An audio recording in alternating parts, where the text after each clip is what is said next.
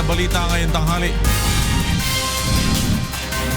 Panukalang batas na ipagpaliban ang barangay at sangguniang kabataan elections sa 2020 inihain na sa lower house. Panukala ng Pangulo na magtalaga ng barangay officials hindi umano posible kung di aamyendahan ang konstitusyon.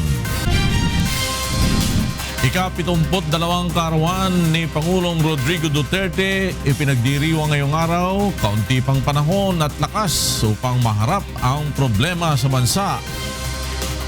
Birthday wish ng Pangulo. National Housing Authority o NHA magsasagawa ng profiling at validation sa kadamay members na umuko pa sa mga pabahay sa Pandi, Bulacan. Petisyon na Senador Leila de Lima kaugnay na kinakaharap na drug-related cases muli isasalang sa oral arguments ng Supreme Court. National, hinatulan ng korte na mabilanggo at pagmultahin matapos gutumin ang Pilipinong domestic helper. At mahigit 1,000 residente sa Magdalena, Laguna natulungan sa medical mission ng UNTV at Members Church of God International. Magandang tanghali.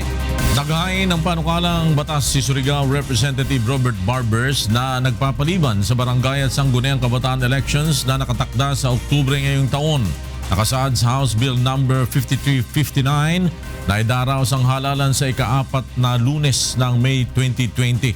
Sinabi ni Barbers na ipinasya niyang maghain ng panukalang batas na nagpapaliban sa barangay at sangguniang kabataan elections batay na rin sa pahayag ni Pangulong Duterte na maraming barangay officials na sangkot sa illegal drug operation. Nakapaloob rin sa panukala ni Barbers ang pagbibigay kapangyarihan sa Pangulo na magtalaga ng mga officer in charge kapag natapos na ang termino ng mga kasalukuyang barangay chairman sa buong bansa. Para naman kay election lawyer Romy Macalintal, kailangang amyendahan ang konstitusyon kung ipatutupad ang nais ni Pangulong Rodrigo Duterte na mag-appoint na lamang ng barangay chairman. May report si Aiko Miguel. Labag sa batas ang pagtatalaga ng isang barangay official ayon sa election lawyer na si Attorney Romulo Macalintal. With due respect to the advices ng Pangulo, yan ay hindi maaaring gawin sapagkat sa ilalim ng ating saligang batas, maliwanag na ang barangay officials ay elective local officials. Posible lamang itong mangyari kung amyendahan ang saligang batas na nakasaad sa Section 8 Article 10 ng 1987 Constitution. Sa ilalim nito, dapat elective o dumaan sa proseso ng halalan ang local officials.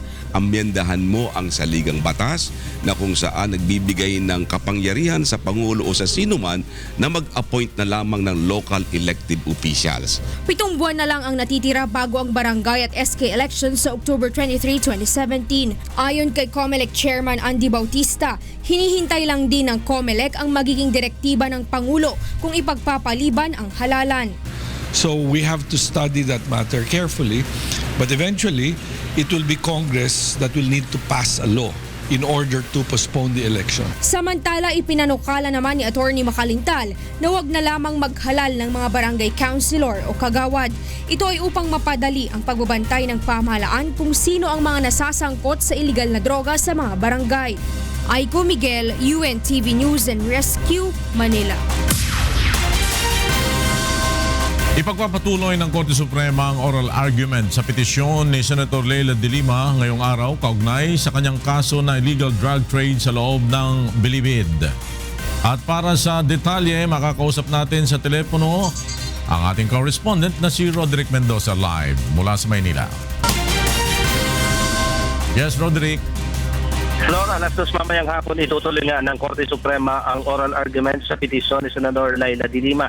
Pakikinggan naman ng mga maestrado ang Solicitor General na maglalahad ng posisyon ng pamahalaan. Dati nang sinabi ni Solicitor General Jose Calida na dapat i-dismiss ang petisyon ni de Lima.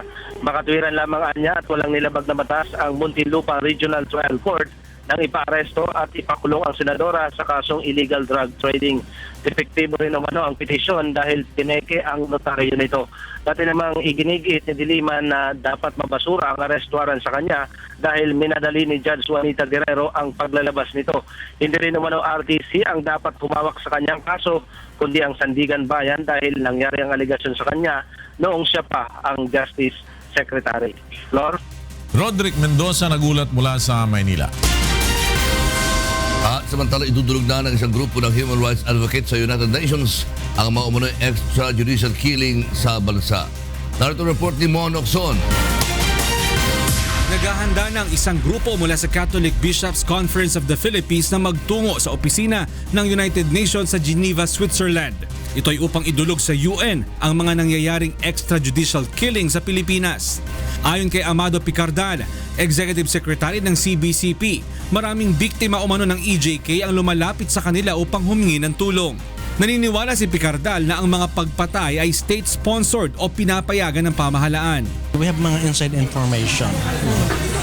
Of course, yung iba galing from former mga members of the death squads. There are a lot of police na may nakukonsensya na and we're getting information from them. Naniniwala rin ang grupo ni Picardal na totoo ang palit-ulo scheme sa anti-drug operations ng Philippine National Police dahil sa mga buhay na saksi at mga opisyal ng PNP na nagtapat umano sa kanila. Gayunman, wala pa natatanggap na reklamo kaugnay dito ang Commission on Human Rights. We have not found out any to that effect, no? Any findings to that effect that it's state-sponsored or there is a policy of government against that. Sa buwan ng Mayo, maglalabas ang CHR ng ulat hinggil sa mga drug-related killings. Sa kabila nito, desidido pa rin ang grupo ni Picardal na idulog ang issue sa international community. Walang mangyari dito . You know, the CHR, yeah, okay, they can do investigation, pero up to that lang, di ba? Wala namang teeth talaga ang CHR, di ba? Mon Hocson, UNTV News and Rescue, Quezon City. Naniniwala ang Malacanang na pinunduhan ang inilabas na documentary ng New York Times na naglalayong sirain ang reputasyon ni Pangulong Rodrigo Duterte. May report si Rosalie Coles. Malinaw na destabilisasyon sa Duterte administration ang layo ng New York Times documentary ayon sa Malacanang. Nakapaloob sa 15 minutong video ang mga pagpaslang o vigilante killings na umano'y nangyayari sa bansa. Ilang artikulo rin ang inilabas ng New York Times nitong nakalipas na linggo na tumatalakay sa anti-drug war ng pamahalaan. Ayon kay Presidential Spokesperson Undersecretary Ernesto Abella, halatang pinondohan ito ng mga partikular na personalidad at politikong nais paalisin sa pwesto si Pangulong Rodrigo Duterte.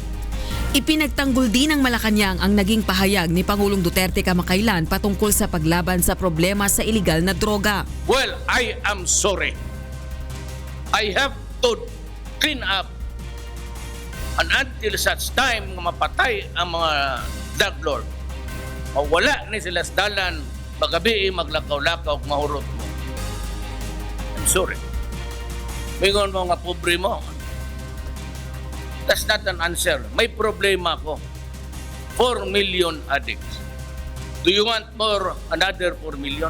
Para naman sa Human Rights Watch, pag-amin nito ni President Duterte na target ng kampanya kontra iligal na droga ang mga mahihirap na mamamayan. Subalit paliwanag ng Malacanang, nais lamang bigyang diin ang Pangulo na hindi sapat na dahilan ng kahirapan upang magtulak, gumamit o magbenta ng shabu. Sinabi rin ni Undersecretary Abella na hindi dapat padalos-dalos ang HRW at iba pang grupong katulad nito sa pakikialam sa pamahalaan ng Pilipinas dahil malinaw anya na kawalan nito ng pagkilala sa kultura ng bansa. Rosalie Coz, UNTV News and Rescue, Quezon City. Magiging simple ang selebrasyon ng birthday ngayong araw ni Pangulong Rodrigo Duterte kasama ang kanyang pamilya at malalapit na kaibigan. May report si Rosalie Coz. Ngayong araw ang kauna-unahang pagkakataon na ipagdiriwang ni Pangulong Rodrigo Duterte ang kanyang kaarawan bilang pinakamataas na pinuno ng bansa. Ngunit ayon sa Pangulo, wala siyang balak magkaroon ng magarbong selebrasyon para sa kanyang 72nd birthday. Simple rin anya ang kanyang birthday wish. I only ask God that give me a little bit of time little strength to surmount the problems of the country, and that I'd be able to, not really to solve, but maybe mitigate some of the rigors of governance. At ang problema. Ayon kay Presidential Spokesperson Undersecretary Ernesto Abella, nakaugalian na ni Pangulong Duterte na ipagdiwang ng simple ang kanyang kaarawan kasama ng pamilya at mga kaibigan. Sabik din itong makapiling ang kanyang mga apo. I would be very glad to spend my time with my newest grandson, Stone, and the rest of my children and grandchildren. That would have been the greatest gift that I can ask in this planet. March 28, 1945 nang ipanganak sa Maasin, Southern Leyte si Pangulong Duterte. Hiling naman ng mga miyembro ng gabinete ni Pangulong Duterte na matupad ang pangarap nito para sa bansa at manatiling malusog sa kabila ng kinakaharap niyang mga issue at problema. Rosa Licoz, UNTV News and Rescue, Quezon City. Samantala, nagtipon naman ang ating mga kababayan sa harapan ng Eiffel Tower sa Paris upang tutulan ang inihaing impeachment complaint laban sa Pangulo. Naritong report ni June Garin. Nagtipon ang ating mga kababayan sa harapan ng Eiffel Tower sa Paris, France bilang pagtutol sa inihaing impeachment complaint laban kay Pangulong Rodrigo Duterte. Giit ng grupo na malaki na ang nabago sa Pilipinas sa ilalim ng pamumuno ni Pangulong Duterte. Maraming na itulong si Duterte sa mga OFW sa buong mundo at saka sa pagbabago ng ating Pilipinas laban sa mga drug addiction, lahat. Na hindi ang presidente inuuna ang mga korupsyon, kundi ang kabutihan ng mga katutubo. Dahil mga katutubo ngayon, napakatalino. Subalit sa kabila ng batiko sa Pangulo, patuloy ang suporta ng grupo sa mga programa ng administrasyon. I like for Duterte the heart, the history, the no corruption, no narcotic, protect the country, protect all. This is very so good man for me, I think. Kaalinsabay nito, ipinabot rin ng Pilipino sa Paris ang kanilang pagbati sa Pangulo na nagdiriwang ng kanyang kaarawan ngayong araw. Happy birthday, Presidente Duterte. Masayang-masaya ako dahil ikaw ang napiling presidente. Dahil sa Pilipinas, Maligayang kaarawan para sa kanya at natutuwa ako sa lahat ng magagandang ginawa niya sa ating Pilipinas. Maraming salamat. I love Duterte.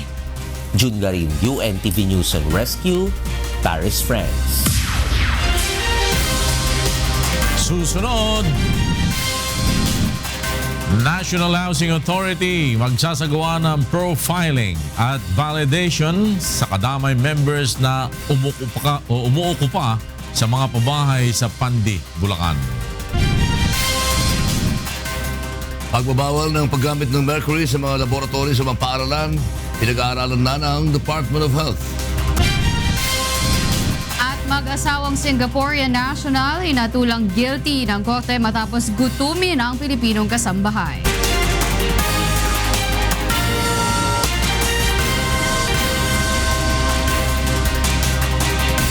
Tinulungan ng UNTV News and Rescue Team ang dalawang babae na nasugatan sa magkahiwalay na aksidente sa Quezon City at Cebu kanina madaling araw. May report si Marlon Abique. Nakahiga sa kalsada at hindi na magalaw ang 19 anyos na si Shena Bunag nang datna ng UNTV News and Rescue Team pasado alas 12 kaninang madaling araw. Ayon sa kaibigan nito na si Kai Regala, papatawid na sila sa kalsada sa Quirino Avenue sa Quezon City nang biglang mahagip ng motorsiklo si Shena. Yung driver po ng motor po, mabilis po talaga siyang magpatakbo. Kasi nung tumawid na po kasi kami, ang bilis po talaga. 30 minutos na anyang nakahiga sa kalsada si Shena, ngunit di nila magalaw. Iniinda nito ang matinding pananakit ng kaliwang braso at kanang binti na posibleng nagtamo ng bali sa buto. Agad nilapatan ng first aid ng UNTV News and Rescue Team si Shena na nagtamo rin ng bukol sa ulo at mga sugat sa iba't ibang bahagi ng katawan. Ang UNTV Rescue na rin ang naghatid sa biktima sa Quezon City General Hospital. Depensa ng driver ng motorsiklo, hindi niya napansin ang papatawid na biktima. Samantala, Isa namang babae na naaksidente sa electric bike ang tinulungan ng UNTV News and Rescue Team sa N. Bacalso Avenue, Cebu City, pasado 1:00 kaninang madaling araw. Nagtamo ng galos sa kaliwang tuhod at dalawang paa ang 30 anyos na si Mylene Araw-Araw. Nilapatan ng pangunang lunas ng UNTV Rescue si Mylene at saka dinala sa Cebu City Medical Center. Ayon sa biktima, nasiraan ng kanyang e-bike at nagpa siyang ipahila na lamang sa motorsiklo ng kanyang asawa. Ngunit habang papauwi na sila ay nawalan siya ng balanse ng paliko na sila sa N. Bacalso Avenue. Mula dito sa Cebu City, Marlon Abique, UNTV News and Rescue. Ipinagpaliban ng National Housing Authority o NHA ang pagpapalis kahapon sa mga kadamay members na iligal na umuokupa sa mga pabahay ng pamahalaan sa Bulacan. May report si Mirasol Abogadil. Ipinagpaliban ng mga opisyal ng National Housing Authority o NHA ang pagpapatupad ng eviction notice sa mga miyembro ng kalipunan ng damayang mahihirap o kadamay na sapilitang umukupa sa mga pabahay sa Pandi, Bulacan. Ito ay batay sa isinagawang dialogo ng NHA at mga opisyal ng kadamay kahapon. Magkakaroon po ng profiling ng mga nag-okupa sa 7 pabahay natin sa Bulacan. Okay? Magsisimula ang profiling sa April 3. Isi-shift po from eviction to yung profiling and validation. Binigyan naman ng NHA ng hanggang May 30 ang Housing Board ng Philippine National Police at Armed Forces para magbigay ng pinal na listahan ng mga benepisyaryo ng mga pabahay na nasa Pandi, Bulacan. Ayon sa kadamay, gusto talaga nilang magkaroon ng permanenteng tirahan kaya dapat ayusin ng pamahalaan ang pulisiya sa pagbibigay ng pabahay. Ay hinihiling ho namin talaga na kailangan hindi ho talaga mangyayari ang eviction. Yung aming panawagan bilang kadamay, di kilalanin na po yung mga nag-occupy. Samantala, inaabangan din ng ahensya ang ilalaang budget sa 2018 para sa pabahay ng pamahalaan kung saan mapagsisilbihan nito ang nasa 50,000 informal settlers na naghahanap ng maayos na tirahan. Mirasol Abogadil, UNTV News and Rescue, Philippines. Samantala, ngayong araw na isasagawa ang profiling at validation ng National Housing Authority sa mga miyembro ng kadamay na umukupa ng mga pabahay sa Pandi, Bulacan. At para sa detalye, makakausap natin sa telepono ang ating correspondent na si Nestor Torres live mula sa Pandi, Bulacan. Nestor. Yes, Flor, magandang tanghali. Iniintay na ng mga miyembro ng kadamay ang pagdating ng mga tauhan ng National Housing Authority na magsagawa ng profiling sa mga pamilya na umukupa ng mga pabahay sa Pandi, Bulacan. Kahapon ay napagkasunduan sa isinagawang dialogo ng NHA at mga miyembro ng kadamay ang pagpapaliban ng eviction notice. Ayon kay NHA spokesperson Elsie Trinidad, kailangang sumailalim ang mga kadamay members sa profiling upang matukoy kung eligible ang mga ito sa ipamimigay na pabahay. Kinakailangan rin na wala talagang tirahan ang mga umukupang residente at hindi mga squatters. May 50,000 miyembro ng kadamay ang inaasahang sa ilalim sa profiling ng NHA. Bibigyan ng NHA ng hanggang May 30 ang Housing Board ng Philippine National Police at Armed Forces para magbigay ng pinal na listahan ng mga benepisyaryo ng pabahay na nasa Pandi, Bulacan. Aabangan din nila ang budget sa 2018 para sa pabahay ng pamahalaan kung saan mapagsisilbihan nito ang nasa 50,000 informal settler na nahahanapan ng maayos na tirahan. At yan ang ating latest live, Flor, mula dito sa Pandi, Bulacan. Balik sa iyo dyan sa studio, Flor. Maraming salamat sa iyo, Nestor Torres, nag-ulat mula sa Pandi, Bulacan. Pinag-aaralan na ng Department of Health kung ipagbabawal na ang paggamit ng mercury sa mga laboratorio ng mga paaralan sa bansa. Kaugnay ito ng natapong mercury kamakailan sa Manila Science High School. Narito ang report ni Leslie Longboen. 575 mga estudyante, guro at tauhan ng Manila Science High School ang kasalukuyang isinasa ilalim sa medical examination. Ito'y matapos aksidenteng matapon sa paaralan ang nasa 60 milliliters ng mercury noong Marso 11. Dahil dito, pinag-aaralan ng Department of Health kung dapat na bang ipatigil ang paggamit ng kemikal na ito sa mga paaralan. Mapalangkatin na buntod sa pangyayaring to titingnan kung magkakaroon ng policy ngayon na ito ay iban o gamitin, pero ayon lamang sa mga kondisyon na nararapat at dapat sundin. Samantala, iniimbestigahan na rin ng DepEd ang nangyaring mercury spill upang malaman kung may nagkaroon ng kapabayaan kaya ito nangyari. Nagpaalala naman ang Department of Education sa mga paaralan na sumunod sa mga patakaran pangkaligtasan sa mga science laboratory upang makaiwas sa disgrasya. Ayon pa kay Education Undersecretary Jesus Mateo, dapat ay laging handa ang mga guro sakaling mangyari ang ganitong insidente. Kailangan aware yung mga teachers natin teaching yung mga science, yung mga hazards doon sa science laboratory. Ano yung worst thing that might happen? Ano yung reaction kung sakali man may mangyari? Kabilang sa mga masasamang epekto ng mercury sa katawan ay ang pagkahilo at sakit ng ulo. Maaari rin itong maapektuhan ng memorya at ilang bahagi ng katawan tulad ng bato, atay at puso. Leslie Longbowen, UNTV News and Rescue, Pasig City.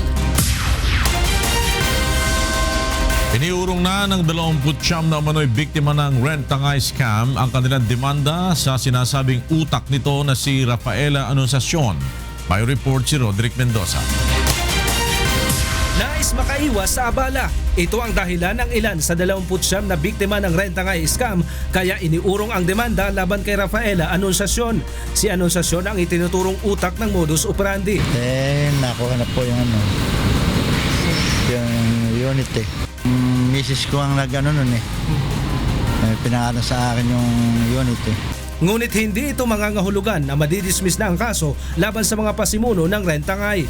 It will depend on the evidence to be submitted by the Regional Highway Patrol Group as well as the other individual complainants. Sa pagpapatuloy ng pagdinig kahapon sa DOJ, dumalo si Anunciacion upang sagutin ang mga reklamo ng mga nabiktima mula sa Bulacan. Sabi niya hindi sila nagtungo doon upang umupa ng sasakyan. Hindi sila nagsasabi ng totoo. Sabi naman ng isa pang inirereklamo, napilitan lamang ang mga biktima na magdemanda.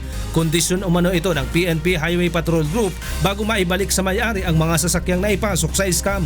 Kapalit daw inong bawi ng sasakyan complain. Tikom naman ang bibig ng HPG Calabarzon ukol dito. Itutuloy ang pagdinig sa mga reklamo ngayong Biyernes. Roderick Mendoza, UNTV News and Rescue, Manila. At dalawa pang bagong eroplano ang tinanggap ng Philippine Navy mula sa Japan na magagamit sa maritime security ng Pilipinas. May report si Randy Forrester. Dumating na kahapon sa bansa ang dalawang TC-90 surveillance aircraft mula sa Japan. Bahagi ito ng leasing agreement ng nakalipas na Aquino administration sa Japan government upang mapaunlad ang maritime capabilities ng bansa. Ayon kay Japanese State Minister for Defense Kenji Wakamiya, nagpapakita ito ng kanilang sinseridad na tumulong sa pagpapaigting ng seguridad sa Asia-Pacific region. Philippines 我が国のシーレーンに面する地政学的にも大変重要な国であり、アジア太平洋地域において南シナ海情勢をはじめとする多くの安全保障上の課題が存在する中、我が国とフィリピンが地域の平和と安定のために協力をするということは、この意義がますます高まってきております。Tatlong patrol planes pa ang nakatakdang ipadala ng Japan sa Pilipinas bago ang March 2018. Sinabi naman ni Defense Secretary Delfin Lorenzana na gagamitin ang mga surveillance plane sa iba't ibang misyon ng Armed Forces of the Philippines. These planes are expected to enhance our country's capacity in maritime security as well as provide the Philippine Navy the needed air asset for their other missions such as humanitarian assistance and disaster relief, transportation and maritime domain awareness, maritime air surveillance and intelligence surveillance reconnaissance, ISR. Randy Forastero, UNTV News and Rescue, Cavite. Nakalaya na ang tatlo pang Malaysian nationals na dinukot ng bandidong Abu Sayyaf noong nakaraang taon sa karagatang sakop ng Sabah, Malaysia. May report si Dante Amento. Nailigtas ng Armed Forces of the Philippines sa sulo ang 3 pang Malaysian nationals na bihag ng bandidong Abu Sayyaf Group. Kinilala ang mga biktima na sina Muhammad Jumadil Rahim, Muhammad Ridzuan bin Ismail at Fandi bin Bakran. Ang mga ito ay kabilang sa 5 crew ng isang tugboat na dinukot ng ASG noong nakaraang taon sa karagatan ng Lahad Datu sa Sabah. Ayon sa AFP, malaking tulong para matunton ang kinaroonan ng 3 ang impormasyon mula sa 2 kasamahan ng mga ito na unang na-rescue noong nakaraang linggo. There was no armed engagement, there was no firefight, no. Ang nangyari, they were abandoned dahil they are on the run nga. So naghahanap talaga sila ng lugar where no militaries are operating. Nagpasalamat naman ang mga kinatawan ng Malaysian government sa pagkakaligtas sa mga biktima. It is not easy to rescue kidnap victim alive, especially during this offensive operation by the Armed Forces of the Philippines. So with you, high regards to the Armed Forces of the Philippines, I wish to thank you again, sir, for all the effort. Sa ngayon, 29 pa ang bihag na hawak ng Abu Sayyaf. 20 sa mga ito ay mga dayuhan na kinabibilangan ng 12 Vietnamese, 7 Indonesian at 1 Dutch, habang ang 9 ay mga Pilipino. Dante Amento, UNTV News and Rescue, Zamboanga City. Pinagmulta at hinatulang mabilanggo ang mag-asawang Singaporean na ginutom ang isang Filipino domestic helper na naninilbihan sa kanila. May report si Marge Pelay. Tinatulang guilty ng Singapore Court ang isang mag-asawa matapos pagmalupitan at gutumin ang kasangbahay na Pilipino. Sa salaysay ni Telma Oyasan Gawidan, bumagsak ang kanyang timbang sa mahigit 29 na kilo na lamang sa loob ng 15 buwan na paninilbihan sa mag-asawa. Ayon sa panig ng prosekusyon, hindi binibigyan ng sapat na pagkain ng mag-asawa si Gawidan na labag sa patakaran ng bansa kaugnay sa mga dayuhang manggagawa. Pinatawan ng 3 linggong pagkakabilanggo at multang 10,000 Singapore dollars si Lim Chun Hong, habang ang misis nito ay makukulong naman ng 3 buwan. Nagbayad rin ang mag-asawa ng tig 20,000 Singapore dollars na danyo sa biktima. Clients, they feel a sense of relief. They were hoping to, in fact, commence their jail term, but in light of the appeal by the prosecution, that will have to be delayed. Nakatakda namang iapila ng prosekusyon ang desisyon ng korte upang mapatawan ng mas mabigat na parusa ang mag-asawa. Ayon naman sa abogado ng mag-asawa, ito ang kauna-unahang pagkakataon na may nahatulan sa naturang kaso sa bansa. The nature of the offences faced by my clients were the first of its kind in Singapore. That of depriving or not providing adequate food for their domestic helper. Marge Pelayo, UNTV News and Rescue, Philippines. Samantala, ipinagpaliban sa ikalawang pagkakataon ng Court of Appeal sa Al Ain, United Arab Emirates ang desisyon kung itutuloy ang death sentence sa OFW na si Jennifer Dalquez. Ayon sa Department of Foreign Affairs, hindi dumating sa pagdinig kahapon ang isa sa mga anak ng napatay nitong employer, kaya ipinagpaliban sa April 12 ang paglalabas ng desisyon. Nakulong si Dalquez noong December 2014 at nasentensyahan ng kamatayan noong May 2015 matapos mapatay ang employer na nagtangka umanong pagsamantalahan siya. Nagsagawa naman ng vigil ang grupong migrante upang ipanawagan sa pamahalaan na gumawa ng hakbang upang mailigtas si Dalquez. Kailangan tignan ng gobyerno yung mga diplomatic channels, diplomatic forms ng pakikipag-ugnayan sa gobyerno ng UAE para maligtas si Jennifer. Pinigil ng Court of Appeals o CA ang pagkuha ng testimonya kay Mary Jane Veloso laban sa kanyang mga recruiter na sina Maria Cristina Sergio at Julius Lacanilao. Isang temporary restraining order kay TRO ay nilabas ng Court of Appeals 11th Division na tatagal ng 60 araw. Ginawa pa siya ng TRO decision ng Supreme Court na ang deposition ay para lamang sa mga civil cases. Ang attorney Edre Ulalia, iba ang sitwasyon ni Veloso dahil sa nasa death row ito at hindi maaaring makauwi upang tumestigo sa harap ng korte. Dapat anyang payagan ng korte ang deposition ni Veloso, lalo na binigyan naman sila ng pagkakataon na i-cross-examine ito. At ngayon naman alamin natin ang mga balita mula sa iba't ibang panig ng Pilipinas. Iyatin na ating kasangbahay na si Deb Riveral mula sa Cebu City. Mayong udto, Deb! Yes, daghang salamat lakay ug maayong udto sa atong mga kasangbahay. Aniya na ang mga balita gikan sa nagkalain-laing dapit sa Pilipinas.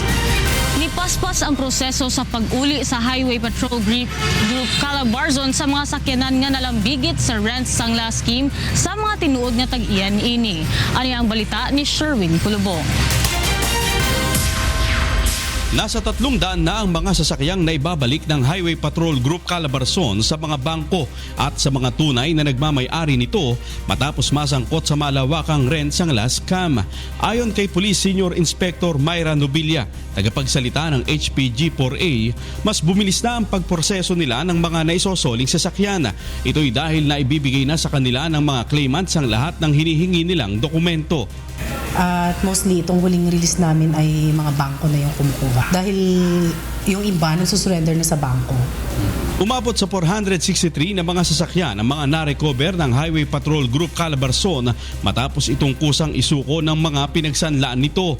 Ngunit aminado ang HPG na marami pang mga sasakyan na sangkot sa modus operandi ang hirap na silang mabawi. Posibleng itinago umano ang marami sa mga ito at dinala na sa malalayong mga lugar. Sa tala ng HPG, nasa 2,000 mga sasakyan ang nasangkot sa rent sangla scheme.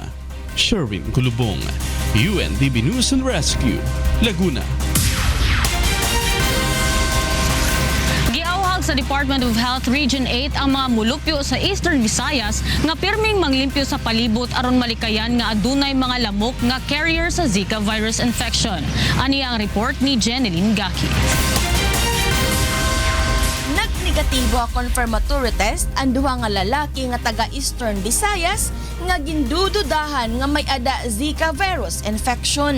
Pero sumala ha Department of Health Region 8, padayon nira nga gimbabantayan ang kabutangan handuduha. Naipasabot ha iran kaso ini nga duha hadto November 2016 ngan gumawas ang result han confirmatory test hadto naglabayla nga bulan. Iginpasabot na gihapon niran kaso ang duduha halukal nga panggobyernuhan kun diin nag-uukoy ang mga ini. Iniin para makapagbuwatin mga pitad para malikayanin pagkamayada lamok halugar nga carrier in Zika virus. Labot hafaging, ginsagdunanan ayan siya ang magkadordilain nga lugar nga magbuwatin clean-up drives. Mawawalayan na yan, nahaponan na lamok nga wala nila makakagagat hapon. Only 80% itag ma-manifest liwa hindi mga manifestation na puro parehas itong dengue and chikungunya.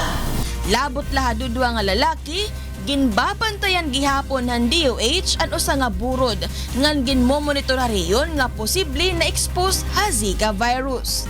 Pero negativity nga may da pa na signs of microcephaly. Pero makakasiling nga niya naging may positive, pero ito hiya, ginpa-follow up naman. Jeneline Gaki, UNTV Notisyangan Bulig, Tacloban, Leyte. Nihatag ang national government og kapin usa ka gatos nga milyong piso nga pondo alang sa pagpatukod sa 4-story building sa Cebu City Jail. Bahin kini sa plano nga palapdan ang Cebu City Jail aron dili maghuot ang mga piniriso. Nagbuhat na og bidding process ang BJMP Region 7 ug human niini sugdan na ang konstruksyon sa jail facility. Matod sa lokal nga kagamhanan sa Cebu, hangtod usa ka libo nga piniriso ra ang angay sulod sa prisuhan. Apan sa pagkakaron, moabot na sa kaping 4,000 nga piniriso ang anaa niini. Sa laing bahin pahugtan sa Overseas Workers Welfare Administration ang pagbantay sa mga anak sa mga OFW nga nahibilin sa Davao Region. Kini aron masiguro nga wala kini maabuso sa mga nahabinlan sa ilaha. Si Janice Hente sa mga detalye. Usa ka bag-ong programa ang ilusad sa Overseas Worker Welfare Administration o OWA Region 11. Tumong niini nga maprotektahan ang nabilin nga mga anak sa mga overseas Filipino workers sa Davao Region batok sa pagpang-abuso. Isang pamamaraan upang paigtingin natin to enhance yung kampanya natin at coordination among government agencies to promote welfare assistance, prevention, remedial mechanisms against child abuse and exploitation, particularly on the children of OFWs.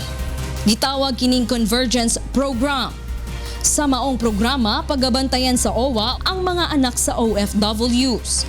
Ang tanang mapamatud-an nga nakasinati og pagpang-abuso, matagaan og tabang og temporaryong sagupon sa DSWD. Ang maong departamento na usab ang makigsabot sa uban pang buhatan sa panggamhanan mahitungod sa paghahimuong legal nga mga lakang batok sa mga suspetsyado. May seminar tayo on the protection of children of OFWs at ang Madumduman nga ni atong November 2016 usa ka 2 anyos nga anak sa OFW ang namatay sa Kalinan, Davao City. Kini tungod sa gihimong grabeng pagpamunal sa mga tawo nga gisaligan nga magbantay sa bata. Janice Inhente, UNTV News and Rescue, Davao City. O kana ang mga balitang atong gitutukan gawas sa kauluhan. Gikan dinhi sa Cebu City, ako si Debre Veral, maayong adto. Salamat Deb Riveral, gikan sa Cebu City. Susunod, Roger Federer tinalo si Juan Del Potro sa third round ng Miami Open. 11 patay sa suicide bombing sa Yemen. At sa ating serbisyong kasangbahay, mahigit na 1,000 residente sa Laguna na paglingkuran sa libreng medical mission ng UNTV at ng MCGI.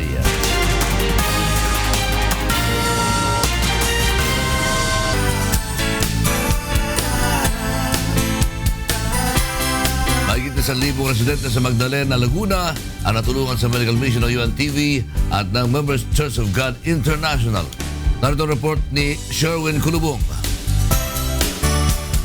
Maagang napuno ng mga kababayan natin sa bayan ng Magdalena sa Laguna ang Glorieta Covered Court dahil sa medical mission na hatid ng UNTV at Members Church of God International. Karamihan sa mga nagpakonsulta sa mga doktor ay mga senior citizen. Tulad na lamang ng 87 anyos na si Lola Maria Mendoza na ipinatingin ang kanyang mga nanlalabong mata. Bukod sa libreng salamin sa mata, pinagkalooban din si Lola Maria ng mga gamot at bitamina. Maraming salamat. At pati ako nagkasalamin. Oh. Ganun lang yun eh. Wala naman akong may bibigay na pera sa inyo. Hindi nga ako makapagpo-opera. Halimbawa ako may katarata. Hindi nga ako makapagpo-opera at wala naman akong pera. At di salamat. Ganun lang yun eh. Wala namang magagawa kami mga mahihirap kundi salamat eh. Si Lolo Silvestre naman na isang magsasaka ay sumadya sa medical mission sa pag-asang malulunasan pa ang matinding hapo na nararamdaman. Hinahapo po ako. Bakit po hinahapo kayo? Dahil sa kunay po nga rin, ang aking katandaan na po, kaya po nagpatika po dito, gusto ko po umigi. At ako'y lubos po napapasalamat sa dumating dito sa bayan ng Magdalena. Ako talagang gusto ko pong umigi at umabahaba ang buhay ko po. Maraming po salamat sa inyo po. Si Lola Maria at Lolo Silvestre ay kabilang sa mahigit 1,000 residente sa bayan ng Magdalena na natulungan sa libreng medical, optical at dental consultation, laboratory test at iba pang libreng serbisyo. Talagang pinagpala kami lahat. Yun lang, una sa Panginoon, pangalawa sa inyong lahat na nag-vision dito. Nagpapasalamat kami at napaunlakan yung aming request na magsagawa dito ng medical and dental mission. At sana ipagpatuloy nyo pa para mas marami pang matulungan na mamamayan. Sherwin Kulubong para sa serbisyong kasangbahay. At yan ang mga balitang aming tinutukan at inaksyonan. Dahil sa aming pagbabalita, una ang pagkalinga sa kapwa. UNTVC News, may balita sa anumang panig ng daigdig. Magandang tanghali. God bless.